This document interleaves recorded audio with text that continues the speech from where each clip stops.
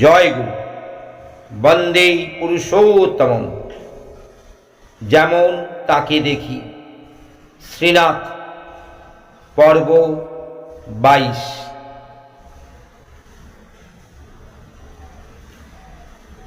প্রতাপপুরের কেশবদাস বৈরাগীর ছেলে কিশোরী মোহন ঠাকুরের চেয়ে 7 বছরের বড়।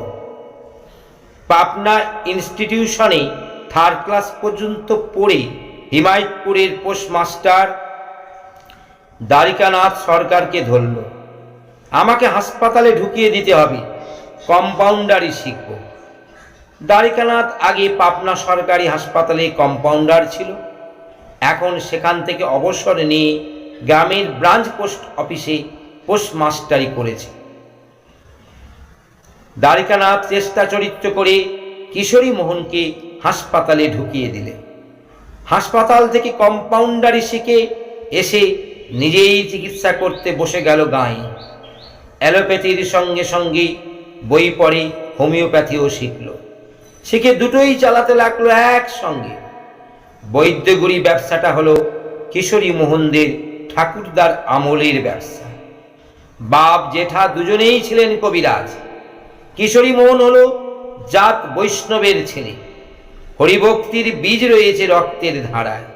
কিন্তু হলে কি হবে, প্রেম সাধনা করতে গিয়ে উন্মার্গীগামী হয়েছে কিশোরী মোহন। কেউ বলে ওকে বুঝবার জো নেই, ও নানা পথ ঢুঁড়লে কি হবে, মনে মনে ও ঠিক আছে। আবার কেউ বলে ও নেড়ানেড়ির দলের লোক, ওর সাধন পথেই ওই। বলার কারণও আছে ঢের। গ্রামের যত সব অসৎ প্রকৃতির লোক, তাদের সঙ্গেও কিশোরী মোহনের ভাবের অভাব নেই। যত সব কামাচারী, তাদের সঙ্গে রীতিমতো অন্তরঙ্গতা। ওদের সঙ্গেই ওর ওঠা বসা, ওদের মধ্যেই প্র্যাকটিস আরম্ভ। দুপাল্লায় সমান ভারী, কখনো এদিকে ঝুলছে, কখনো ওদিক ঝুলছে। আন্তরিকতার হাওয়া বইছে তখন। কখনো ওদের সঙ্গে মিশে ওদের সামিল হয়ে যাচ্ছে, কখনো ওদের নিয়ে হরিনামের সংকীর্তন আরম্ভ করেছে। দুমুখ দুটো পথের ওরাই হলো যাত্রা সহজ। কিশোরী যেমন আছে ঝোলে, তেমনি আছে অম্বলে। যেমন আছে রিপুসেবীদের সাধন সাহচর্যে, তেমন আছে ঈশ্বর অভিলিপ্সায়। এবার একটা পাল্লার ওজন একটু বাড়িয়ে দিতে পারলেই হয়। সমানের উপর একরতি চললেই বুঝলো অমনি অসমান।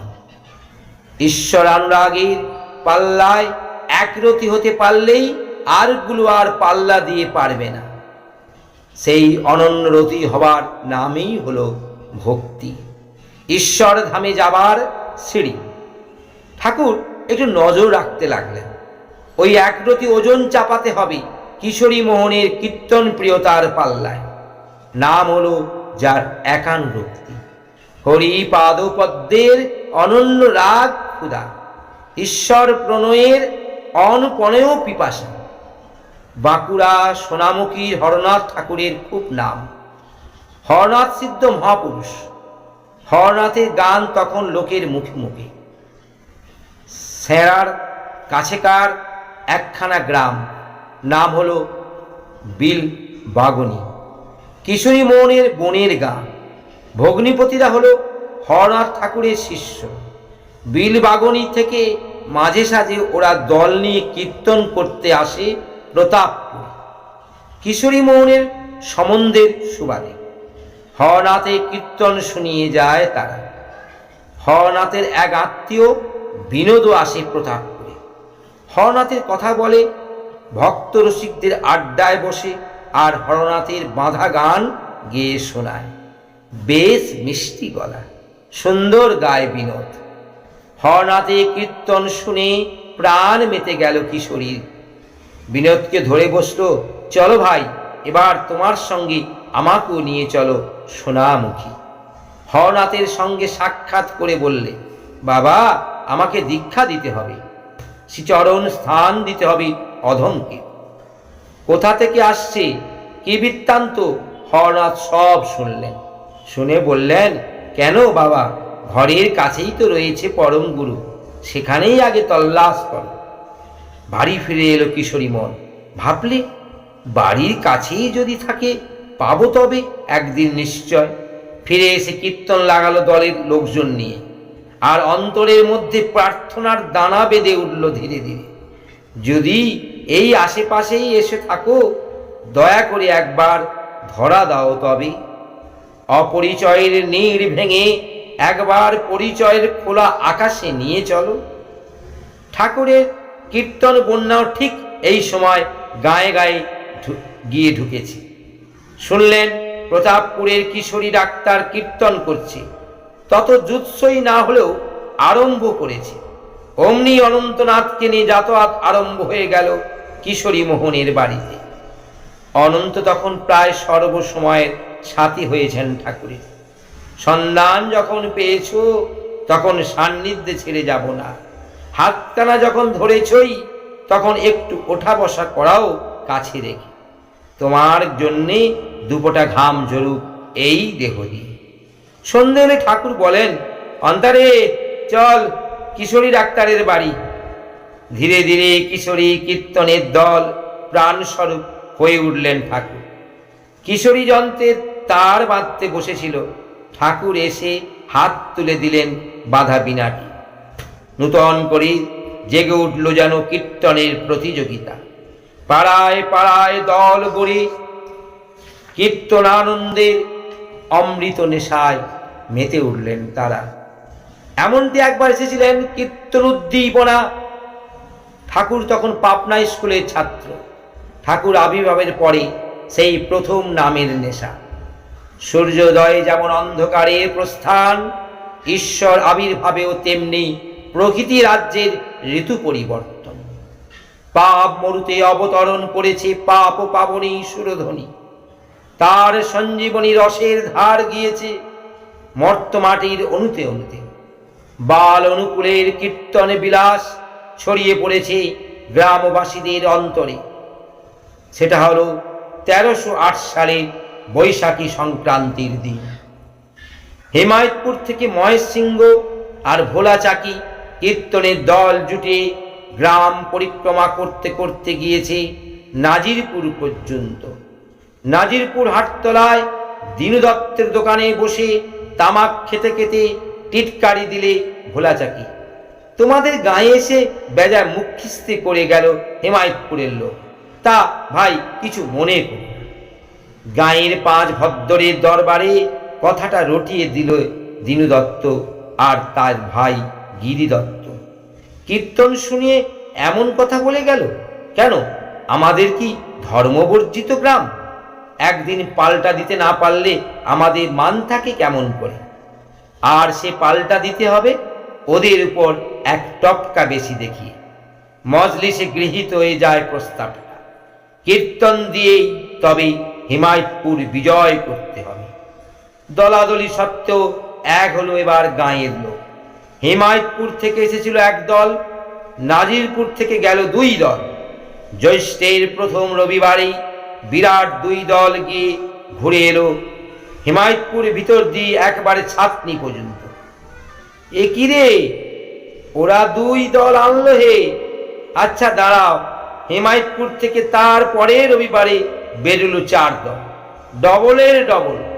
নাজিরপুর যেতে উঠলো, ফের রবিবারে পাল্টা দিয়ে ঘুরিয়ে নিয়ে গেল 8 দল। 4-এর ডবল আর কত হয় দেখো। তারপরে হিমায়তপুরে 16, নাজিরপুরের 32। রীতিমতো লড়াই আরম্ভ হয়ে গেল কীর্তনের। তখন চরম আষাঢ় সংক্রান্তির দিন। নাজিরপুর দোগাছি লোকেরা একত্র হয়ে দল জুটিয়ে নিয়ে এলো দূর দূর থেকে। নিজের নিজের খোল করতাল নিয়ে কীর্তনের দল এলো চিথলিয়া, ভাঙড়া, দুবলিয়া, ভারতপুর, নলদহ থেকে।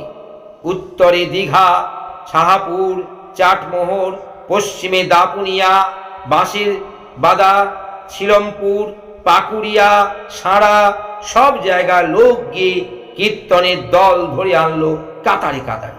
132 দলের বিরাট বাহিনী নিয়ে হিমায়তপুর ঘুরে পাবনা পর্যন্ত টহল দিয়ে এলো নাজিরপুরের গ্রামবাসীরা। পাবনায় যাবতীয় লোক, মায় হাকিম মহল পর্যন্ত অবাক। ফৌজদারি মামলার আসামিও হিসাবে এ তল্লাটে লোকে পরিচয় জানা ছিল। এবার জানা গেল এরা মেতে গেলে সবই করতে পারে। কিন্তু এই প্রতিযোগিতার পরই থেমে গেল কীর্তনের আন্দোলন। বান এসেছিল, জল নেমে গেল, জোয়ারের পর ঘুরে এলো ভাটা। এবার সেই পলির উপর বীজ ছড়াতে লাগলেন ঠাকুর। কীর্তন প্রবর্তনে ব্রতী হলেন নতুন করে। দেখলেন ওদের মাতিয়ে রাখতে পারলেই ভালো, যদি মাতিয়ে রাখতে পারা যায় ভালো। যারা দিনের আলোয় দস্যুতা করে তাদের সাহস আছে বই কি, এবার সেই সাহসের ঘোড়ায় সহিস বসিয়ে দাও। অস্ত্রের বেগ দেখে কেন ভয় পাও, সে বেগকে লাগাম দিয়ে কাজে লাগাও। মরা দলগুলোকে জাগিয়ে তুললেন আবার প্রাণের মন্ত্র দিয়ে। কীর্তনের প্রতিযোগিতা শুরু হলো আবার নতুন ঢঙে। লুকিয়ে লুকিয়ে সব দলেই মাতব্বরি করতে লাগলেন ঠাকুর। কিন্তু বেশি খাতির জমে উঠল কিশোরীর সঙ্গে। অন্তরের সঙ্গে জমে উঠেছে খানিকটা আন্তরিকতা। ঠাকুর বললেন, দাঁড়াও, আমি তোমাকে গান জোগাচ্ছি, নতুন নতুন গান, গান দিয়ে ওদের পরাভূত করো। কিশোরী দেখেছে সে গান অতি চমৎকার, ভাষায় যেমন সরল, ভাবে তেমনি গাঢ়। ওর এই সঙ্গে যদি কিশোরী তার নিজের গলা জুড়িয়ে দেয়, একখানা গানেই তবে বাজিমাত। লাফিয়ে উঠল কিশোরী, ভাই তুমি আমাকে গান লিখে দিতে থাকো। ঠাকুর গান লিখতে লাগলেন, আর কিশোরী তার গলা দিয়ে তা গাইতে লাগলো। গানের সঙ্গে সুরও দিতে লাগলেন ঠাকুর। গান শুনে হকচকিয়ে গেল সবাই। এমন দিব্যভাবের আন করা সব গান কোথায় পায় ও রোজ? তা যেখানেই পাক না কেন, তার জন্য পরোয়া কি? আমি তোমাদের গান জোগাবো, ওর থেকে আর উঁচু দরের গান। যে সব দল কিশোরীর দলের গান শুনে হতাশ হয়ে পড়েছিল, তাদের পাড়ায় গিয়ে উস্কানি দিয়ে এলেন ঠাকুর। গান গেয়ে তোমাদের হারাবে এমন আস্পর্ধা কিশোরীর ডাক্তারের, লও আমি আছি তোমাদের সঙ্গে। না আছেন কারো সঙ্গে, যেমন জীবের হৃদয়ে তেমনি জলে স্থলে, যেমন গুণপাড়ায় তেমনি ব্রাহ্মণ সমাজে। সকলের বন্ধু না হলে বিশ্ববন্ধু বলেছে শুধু এমনিটা। বাঁধের মুখ খুলে দিলেন কায়দা করে, সুদর্শনের তীক্ষ্ণতা দিয়ে খণ্ডিত করলেন ওদের কুয়ের মোহ। ভালোটুকু দেখতে দেখতে ভালোটি দেখাতে লাগলেন। সবাই মেতে উঠল আবার কীর্তনে। নামের প্লাবনে প্লাবিত হলো আবার দেশ দেশান্তর। আর একদিকে গানের বিনিময়ে প্রাণ দিয়ে বসল কিশোরী। ঠাকুরের তৈরি গান না হলে আর কীর্তনই জমে না তার। শেষে শুধু সঙ্গীত নয়, সঙ্গীতকারকেও পাওয়া চাই। কীর্তনের আসরে সঙ্গীত দিয়েছে, এবার সঙ্গ দাও, আর দাও তোমার সঙ্গে প্রতি আমার সুরত সম্প্রীতি। একটু বয়স হতেই দাড়ি রেখেছে কিশোরী মোহন, যেমন আবক্ষ দাড়ি, মাথায় তেমনি ঘন কুঞ্চিত বাবরি। দাড়ি আর বাবরি দুলিয়ে দুলিয়ে নাচতে লাগলো এবার কিশোরী মোহন। নৃত্যময় হতে হতে তন্ময় হয়ে পড়ে কিশোরী। তরুর মূলে রস গিয়েছে, তারুণ্যকে রুখবে কে এবার? প্রাণ তটিনীতে বান ডেকেছে, মানের তরি ডুবু ডুবু। মানের পর্দা না ঘুচালে কেমন করে দেখবে সেই পরিমাণের ঊর্ধ্বস্থিতকে? মাপ দিয়ে যাকে কায়দা করা যায় না, পেতে চাইলে সেই অপরিমেয়কে। একটু ডুববো না, একেবারে ভরা ডুবি করো, ভরিয়ে দিয়ে ডুবিয়ে দাও একেবারে তোমার অতল করুণা সিন্ধু জলে। একটু দিয়েছ, এবার আরো দাও। কি দেব গো? ঠাকুর তেমনই নির্বিকার, নিরহংকার। ক্ষুধার নিবৃত্তি দাও, সংস্থিতি দাও চিত্তের। আমি কি বাড়ির এক ঢোক চেয়েছি? আমি যে সমুদ্র পান করব। কিশোরীর মিনতিময় দৃষ্টিতে করুণার আর্দ্রতা। ওগো আর নয়, এবার আমাকে পদস্থ করো। এই ক্ষুধার জন্যই বুঝি অপেক্ষা করছিলেন ঠাকুর। নিঃসংশয়ে সংকোচে উপদেশ দিয়ে দিলেন, চলে যাও, এবার হরনাথ ঠাকুরের কাছে, এখান থেকে ওখানে ঠেলা, ওদিক থেকে ফের এদিকে ধাক্কা। ঠাকুর বলেন হরনাথের কাছে যাও, হরনাথ বলেন ঠাকুরের কাছে যাও। টানাপোড়েনের মধ্যে পড়ল কিশোরী মন। একবার যায় সোনামুখী, উপদেশ পেয়ে আবার ফিরে আসে হিমায়তপুরে। কিছুদিন কীর্তন করে, ক্ষুধার উদ্রেক দেখলেই ঠাকুর অমনি পাঠিয়ে দেন সোনামুখী। এমনি করে শেষে হাঁপিয়ে ওঠে কিশোরীর মন। অত তত্ত্ব তালাশে আমার কাজ নেই, আমার তত্ত্বজ্ঞানে দরকার কি? আমি চাই সেই তৎপুরুষকে, সেই সর্বতত্ত্ব সার পরম তত্ত্বাবধায়ককে। আমি তো শুধু উপদেশ চাই না, আমি চাই উপনিবিষ্ট হতে। কিন্তু ঠাকুর তেমনি অন্তরালচারী, তেমনি পরোক্ষ প্রিয়। সূর্যের দিকে এমনি খালি চোখে তাকানো যায় না, অপেক্ষা করতে হয় সূর্য গ্রহণের জন্য। মানুষের কাছে ভগবান হলেন তাই, আগে তাকে গ্রহণ করো, তারপর তাকে দেখো, তখন দয়া করে তিনি ধরা দেন। অমৃতের মধুরতা কেমন, যেমন তুমি ক্ষুধার্ত ঠিক তেমন। কিশোরী ভাবলে, হরনাথ যখন বলেছিলেন মানিক তখন নিশ্চয়ই হাতের কাছেই আছে, রত্ন যদি হাতের কাছে তবে হারাবো কেন? তবে কি না, মনটা একটু লোলুপ হয়ে ওঠে। জেল্লাটা একটু দেখতে হবে সেই রত্নের, লুকোচুরির মধ্যে থেকেই আদায় করে নিতে হবে সেই ঠাকুরত্বের একটা ঠাও, ভিড়ের মধ্য থেকে প্রিয়জনের একটা চোখের বুলি। জয় গুরু, বন্দে পুরুষোত্তম।